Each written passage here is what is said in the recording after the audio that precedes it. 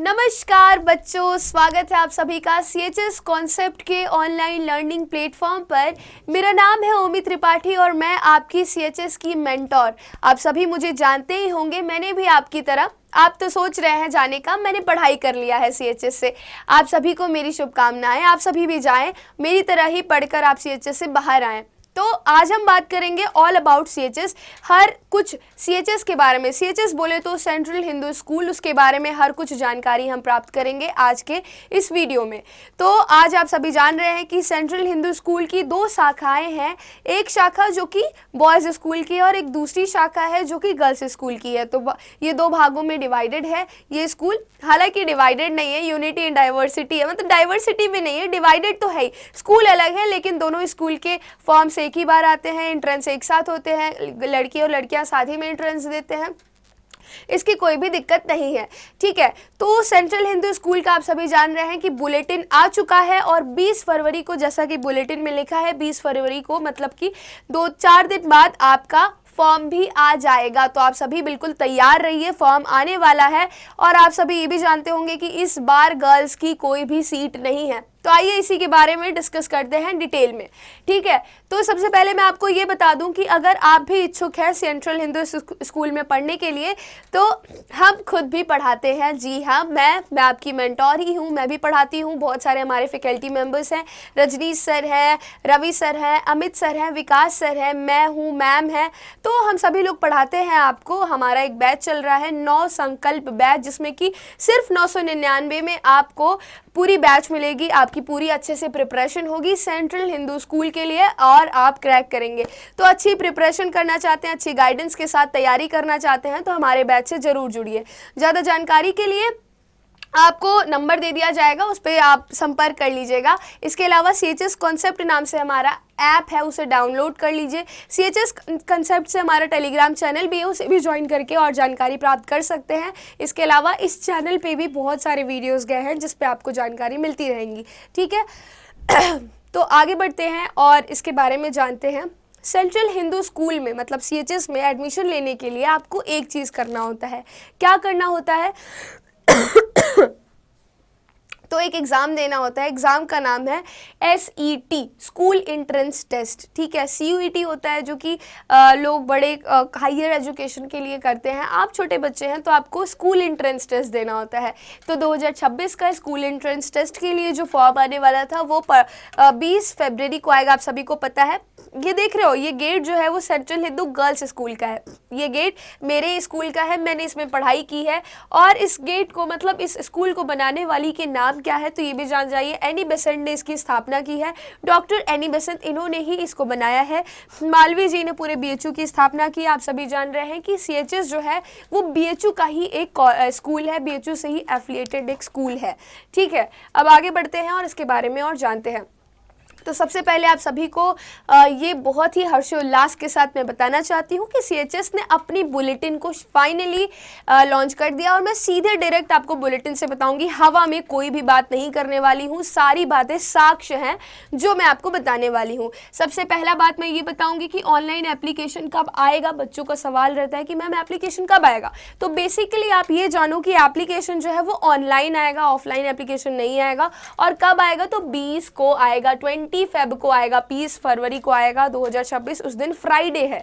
ठीक है, अब आप कब तक उस एप्लीकेशन को भर सकते हैं तो उस एप्लीकेशन को आप भर सकते हैं 20 मार्च तक, 1 महीने है आपके पास। इसके अलावा मेरे गले में थोड़ी खराश है, माइंड मत करिए आप।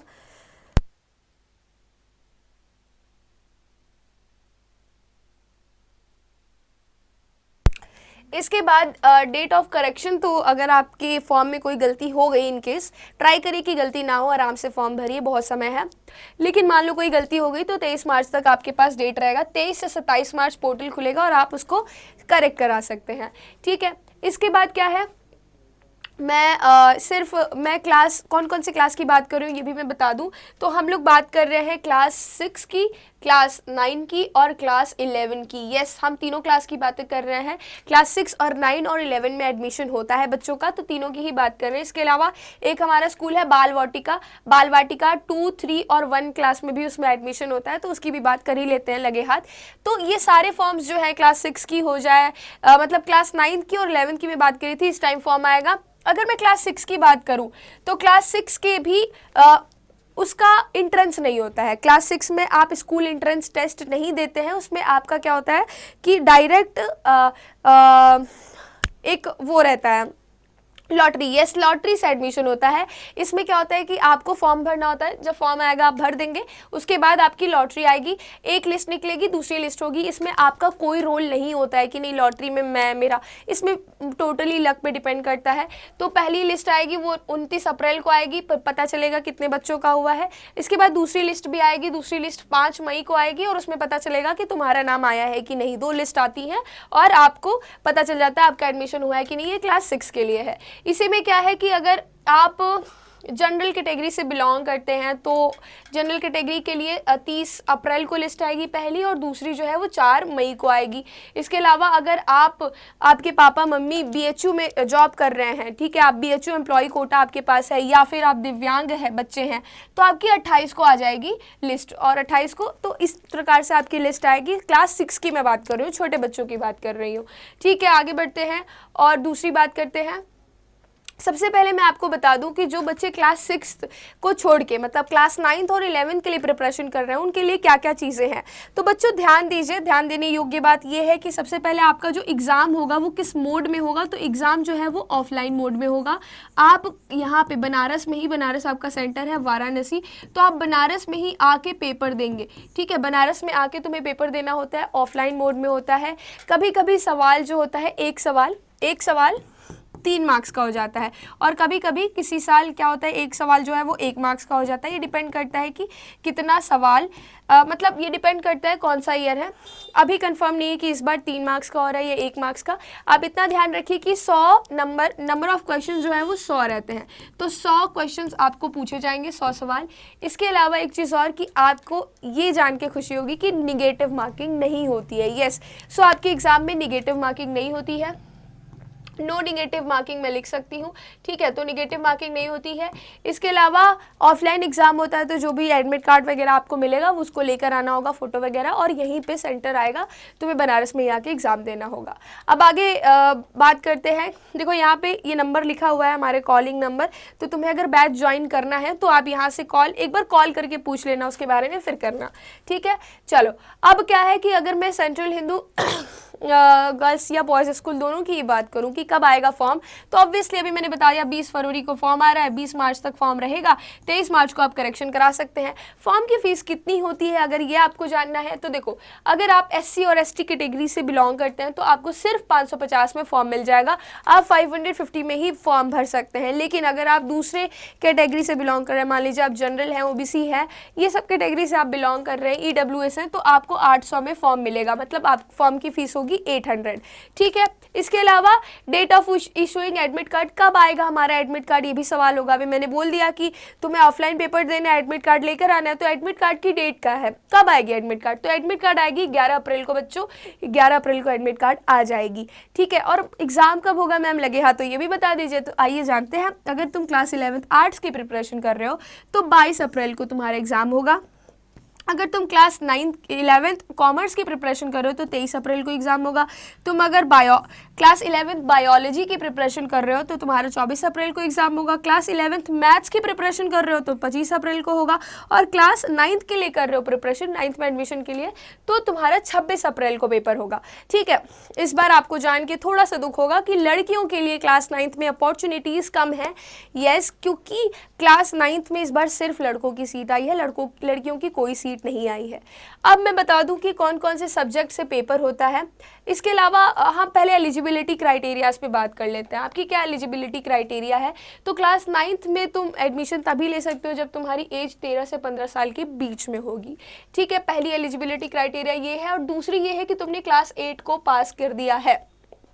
ठीक है, क्लास 8 को पास कर लेना, और मतलब अगर तुम अपीयरिंग में भी हो तो दे सकते हो एग्ज़ाम।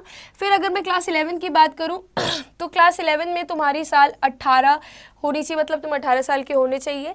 ठीक है, ये कुछ डेट है कि 31/3/26 से मतलब 31/3/2008 और 31/3/2008 के पहले तुम नहीं होने चाहिए, उसके बाद ही मतलब पैदा हुए हो तभी सही रहेगा। 2008 के बाद मतलब 9 में पैदा हुए हो, या फिर 31/3/2008 के बाद तुम पैदा हुए हो तब नहीं होगा, उसके पहले। ठीक है, बिफोर जो है, बिफोर नहीं होगा, उसके बाद मतलब उससे छोटे होने चाहिए तुम्हारी एज, तभी तुम एलिजिबल हो। मान लीजिए कि आपका एज है आप 31/3/2007 में अगर पैदा हुए रहेंगे तो आप ये नहीं दे सकते एग्जाम। अगर आप 31/3/2009 में पैदा हुए रहेंगे तो आप एग्जाम दे सकते हैं। बेसिकली यही मैंने बताया। ठीक है, इसके अलावा एक्सटर्नल कैंडिडेट्स की अगर हम बात करें तो eligibility criteria for class 11th के लिए ये है कि आपको 33% मार्क्स लाने होंगे क्लास 10th में। 10th में 33% मार्क्स तो आए हुए होंगे, वो पासिंग मार्क्स है, उससे ज़्यादा ही आया होगा तब तुम्हारा एडमिशन हो सकता है। एंट्रेंस एग्जाम के लिए तुम क्वालिफाइड हो। ठीक है, इसके अलावा सीट्स पे, बेसिकली सीट पे बात हो रहा है, तो आगे बढ़ते हैं। तो अब हम लोग बात करेंगे कि कितनी सीट्स अवेलेबल हैं। तो आप सभी देख सकते हैं यहाँ पे सेंट्रल हिंदू बॉयज़ स्कूल में क्लास 9th के बच्चों के लिए 76 सीट्स हैं। बहुत सीट्स हैं, पिछली बार के मुकाबले भी काफ़ी सीट्स हैं। 76 सीट्स इस बार मिली हैं। क्लास 11th के जो मैथ स्ट्रीम्स के बच्चे हैं उनके लिए 54 सीट है। बायोलॉजी स्ट्रीम के लिए 27 सीट्स हैं, आर्ट स्ट्रीम के लिए 14 सीट्स हैं और कॉमर्स स्ट्रीम के लिए 13 सीट्स हैं। तो इतनी सेंट्रल हिंदू बॉयज़ स्कूल के लिए, मतलब लड़कों के लिए इतनी सीट है। लेकिन अगर आप लड़कियों का हाल सुनेंगे तो बहुत ही कम सीट्स हैं उनके लिए, बहुत ही कम। जैसे कि अगर मैं क्लास 9th की बात करूं तो उनको इस बार सीट ही नहीं मिली है, मतलब इस बार लड़कियां एंट्रेंस टेस्ट नहीं दे सकती हैं, इस बार वो एग्जाम नहीं दे सकती, ना ही एडमिशन ले सकती, क्योंकि no seat, there is no seat for girls. इसके बाद क्लास 11 के मैथ स्ट्रीम्स की बात करूं तो सिर्फ 13 सीट्स है। बायोलॉजी की बात करूं तो उसमें भी सिर्फ 13, आर्ट्स में 15 और कॉमर्स में 20 सीट्स हैं। काफ़ी कम सीट्स हैं, मतलब लड़कियों के लिए कॉम्पिटिशन थोड़ा सा बहुत, मतलब थोड़ा हार्ड होने वाला है। ठीक है, लड़कों के लिए उतना नहीं, लेकिन लड़कियों के लिए बहुत ज़्यादा हार्ड होने वाला है, थोड़ा कॉम्पिटिशन बढ़ गया बेटा। इसके बाद हम आगे बात करते हैं कि क्या सिलेबस है आपके एंट्रेंस एग्ज़ाम का। तो अगर मैं क्लास 9th की बात करूं तो क्लास 9th में जब तुम तैयारी कर रहे हो तो तुम्हें क्लास 8 का पढ़ना होगा बेसिकली। और मैं यहाँ पे 5 सब्जेक्ट्स की बात करूँगी। 5 सब्जेक्ट से सवाल आते हैं। एक तो इंग्लिश हो गया, दूसरा हिंदी, फिर मैथ्स, फिर सोशल साइंस और है साइंस। तो यहाँ से सवाल आते हैं 20-20 सवाल हर एक पोर्शन से आता है। इंग्लिश से 20, हिंदी से 20, मैथ्स से 20, सोशल साइंस से 20 और साइंस से 20। सिलेबस आपका क्लास 8 का ही है। इसके बाद अगर मैं क्लास 11 की बात करूं, जो 11 के बच्चे हैं उनके स्ट्रीम वाइज उनका क्वेश्चन पेपर पैटर्न डिसाइड होता है। तो मैथ्स ग्रुप की अगर मैं बात करूं तो मैथ्स में इंग्लिश, हिंदी से 10-10 सवाल आते हैं, फिजिक्स, केमिस्ट्री और मैथमेटिक्स से 65 सवाल टोटल मिला के। इसके अलावा जनरल स्टडीज से 5 क्वेश्चंस आते हैं आपके लिए। फिर अगर मैं बायोलॉजी की बात करूं तो बायोलॉजी में भी सेम है, इंग्लिश और हिंदी से 10-10 क्वेश्चंस आ रहे हैं, फिजिक्स, केमिस्ट्री, बायोलॉजी से 65 क्वेश्चंस एंड जनरल स्टडीज से 5 क्वेश्चंस आ रहे हैं। इसके बाद मैं आर्ट्स और कॉमर्स ग्रुप की बात करूं तो आर्ट्स में इंग्लिश और हिंदी से 15-15 क्वेश्चंस आते हैं, history, geography, economics, political science और मैथ्स से मिला के 65 क्वेश्चंस आ रहे हैं और जनरल स्टडीज से 10 क्वेश्चंस आ रहे हैं। इसी प्रकार कॉमर्स में भी है, इंग्लिश और हिंदी से 15-15 क्वेश्चंस आ रहे हैं, इकोनॉमिक्स, मैथमेटिक्स, इकोनॉमिक्स से मिला के 65 और मैथमेटिक्स जनरल से 15 क्वेश्चंस आ रहे हैं। तो ये आपका पूरा सिलेबस है एंट्रेंस टेस्ट का। सिलेबस का क्या क्वेश्चन किस पोर्शन से आ रहा है ये है। आपको अगर क्लास 11 में हो तो 10th का पढ़ना है, 9th में हो तो 8th का पढ़ना है, लेकिन तैयारी अच्छे से करना है, प्रीवियस ईयर क्वेश्चंस को भी पढ़ना है और MCQs जितने हो सके लगाना है। ठीक है, और अच्छी प्रिपरेशन करना चाहते हैं तो जैसा मैंने शुरुआत में ही बताया, हमारे बैच से आप जुड़ सकते हैं और आप फैकल्टी मेम्बर्स को भी जान ही चुके हैं। ठीक है, इसी के साथ थैंक यू सो मच। अपना ध्यान रखिए और अच्छी तैयारी करिए। थोड़ा सा मुझे दुख है, लड़कियों के लिए इस बार सीट कम है और लड़कियों क्लास 9th में सीट तो बिल्कुल नहीं है, लेकिन बेटर लक, नेक्स्ट चांस। आप लोग प्रिपरेशन करिए। एक स्कूल आपकी डेस्टिनी तय नहीं करता है। क्लास 11 के लिए प्रिपरेशन करो, क्लास 11 में तुम एडमिशन लेना। ठीक है, तो all the very best. Thank